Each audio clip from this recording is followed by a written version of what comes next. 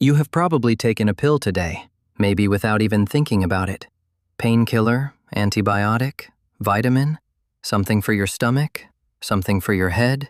You live inside a system so sophisticated that when something goes wrong with your body, you have access to compounds that took centuries of science to develop, delivered to you in a foil packet you bought at a pharmacy on the way to work.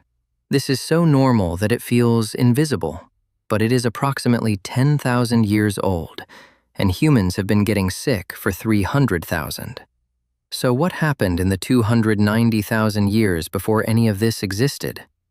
The first thing to understand is that the diseases ancient humans faced were almost entirely different from the diseases that kill modern humans.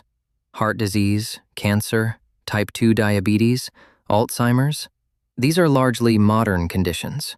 Not because ancient humans were magically protected from them, but because most ancient humans did not live long enough in sedentary conditions, eating modern diets, breathing modern air, to develop them. The killers in the ancient world were different. Infection from wounds, parasites, respiratory illness, childbirth complications, injuries from hunting. Immediate, physical, visible threats to the body. Not slow, invisible processes building over decades. And here is the first surprising thing. Ancient humans were not defenseless against these threats, not even close.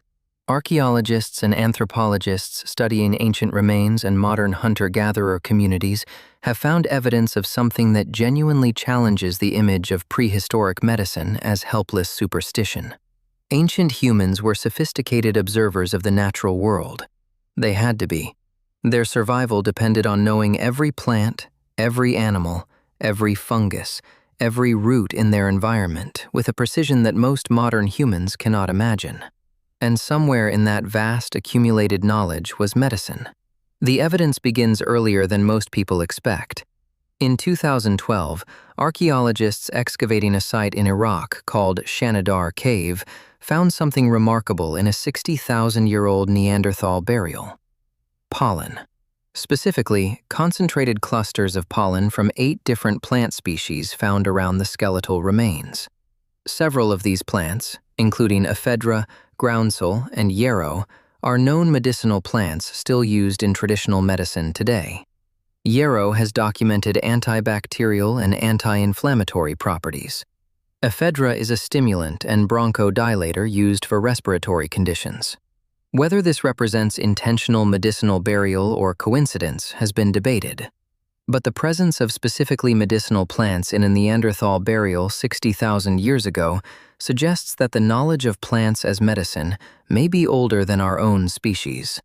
In Homo sapiens populations, the evidence becomes clearer. Researchers studying the Hadza of Tanzania, one of the last remaining hunter-gatherer populations, have documented an extensive pharmacopoeia of plant-based treatments. More than 30 plant species used medicinally. Treatments for fever, infection, parasites, wounds, digestive problems, respiratory illness, and pain. The Hadza did not discover these plants last year. This knowledge was accumulated over generations, passed down through oral tradition, refined through observation and experience across thousands of years. It is not magic. It is empirical science conducted without laboratories. The same pattern appears everywhere researchers look. The San people of southern Africa use over 100 plant species for medicinal purposes. The Agta of the Philippines have detailed knowledge of forest plants for wound treatment and fever reduction. Indigenous Australian communities have documented treatments for infection using specific plant compounds that have since been verified as genuinely antimicrobial in laboratory conditions. In many cases, the plants ancient humans used contain the same active compounds that modern pharmaceutical researchers have since isolated, synthesized, and put into tablets. They did not know the molecular mechanism, but they knew it worked. And they knew it worked because they had been watching carefully for a very long time. But plant medicine was only part of it. The social response to illness in hunter-gatherer communities was, by modern standards, extraordinary. When a member of the band became sick, the response of the group was immediate and total. Work obligations disappeared. The sick person was relieved of all duties. Food was brought to them. Someone stayed with them. Not as a formal caregiving role, not as a paid service, simply because in a group of 30 people where everyone depended on everyone else, leaving a sick person alone was not something anyone considered. Anthropologists studying the Hadza found that the energetic cost of caring for sick members, the food shared, the time spent, the work redistributed, was substantial, and it was given without transaction, without expectation of direct repayment, because the understanding was ancient and unspoken. Today, it is you. Tomorrow, it might be me. And when it is me, I will need exactly what you are receiving right now. There was also the healer. Every hunter-gatherer society ever documented has some version of this role. The names are different, the specific practices are different, the cultural framing is different, but the function is the same. One person, or a small number of people, who had accumulated more knowledge about illness and treatment than the rest of the group, who had paid closer attention, who had learned more plants, who had seen more cases, who had developed, through experience, a deeper understanding of what the body does when it is sick and what it needs to recover. In many traditions, this role was combined with spiritual practice, and modern people often dismiss this combination as primitive. But consider what the spiritual component actually did. It reduced fear, and fear, chronic, unmanaged fear, is itself physiologically harmful. Elevated cortisol, suppressed immune function, disrupted sleep. A sick person who believes they are being cared for by someone with power over their condition recovers differently from a sick person who believes they are alone and helpless. The placebo effect is not imaginary. It is a real and measurable physiological phenomenon. Ancient healers, operating without knowledge of germ theory or immunology, had nonetheless discovered something true: that belief in care is itself a component of healing. And surgery. This is where ancient medicine becomes genuinely astonishing. Archaeologists have found skulls from as far back as 10,000 years ago, and in some cases earlier, showing evidence of trepanation, the deliberate removal of a section of the skull. This is not accidental damage. The cuts are clean and precise. And more remarkably, many of these skulls show evidence of bone regrowth around the cut edges, meaning the patient survived the procedure, meaning someone 10,000 years ago opened a human skull with stone tools and the person lived. Trepanation has been found on every inhabited continent. It appears independently in cultures that had no contact with each other. This is not borrowing. This is not coincidence. This is multiple human populations independently arriving at the same sophisticated surgical procedure. Bone evidence also tells us about fracture treatment. Archaeologists have found ancient skeletons with healed fractures that show evidence of having been set correctly. The bones knit in alignment, not randomly, not crookedly, in alignment, meaning someone understood, 30,000 or 40,000 years ago, that a broken bone needed to be held in the correct position while it healed. Splints of wood, bindings of plant fiber, techniques that are recognizably the same techniques emergency medicine still uses as the first step of fracture treatment today. Wounds were cleaned. This we know from the plant compounds used. Many of the wound treatment plants documented across hunter-gatherer cultures have genuine antimicrobial properties.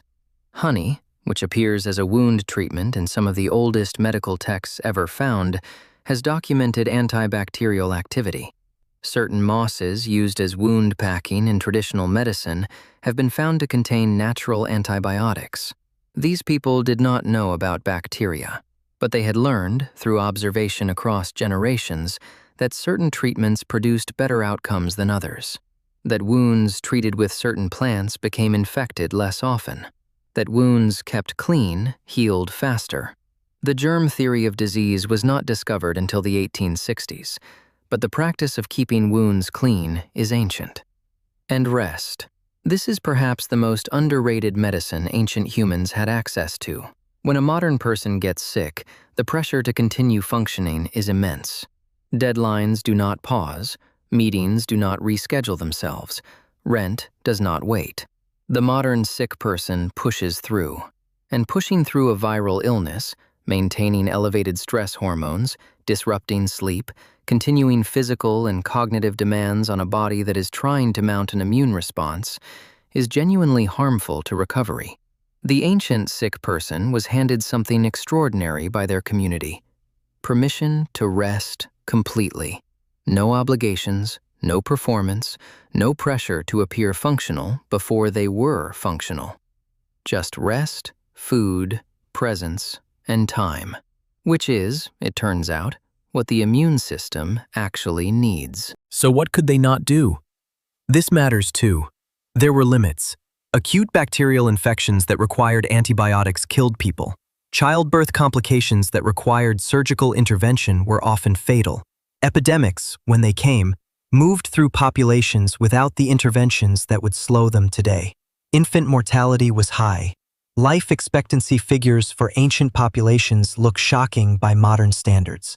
But here is the important context. Those life expectancy numbers are dragged down dramatically by infant and child mortality. An ancient human who survived childhood and adolescence had a reasonable chance of living into their 50s and 60s. With better teeth, stronger bones, fewer chronic diseases, and a community that would care for them completely if they became ill. This is not an argument that ancient medicine was better than modern medicine. It is not. Modern medicine is a genuine miracle by any honest measure. The elimination of smallpox, the treatment of bacterial infection with antibiotics, the surgical procedures that would have been death sentences 200 years ago and are now routine. These are real. But there is something in the ancient approach to illness that modern medicine has largely lost and is only now beginning to recover. The understanding that healing is not only biochemical, that the social environment of a sick person affects their recovery, that fear and isolation slow healing, that presence and care and permission to rest are not soft additions to medicine. They are medicine. The next time you are sick, and you push through anyway because you feel you have to, because the world will not wait, because you cannot afford to stop. Remember that for 290,000 years, the world did wait. Your community made it wait. They brought you food and sat with you and told you that your only job right now was to get better. And they meant it because they needed you to, and because one day they would need the same from you.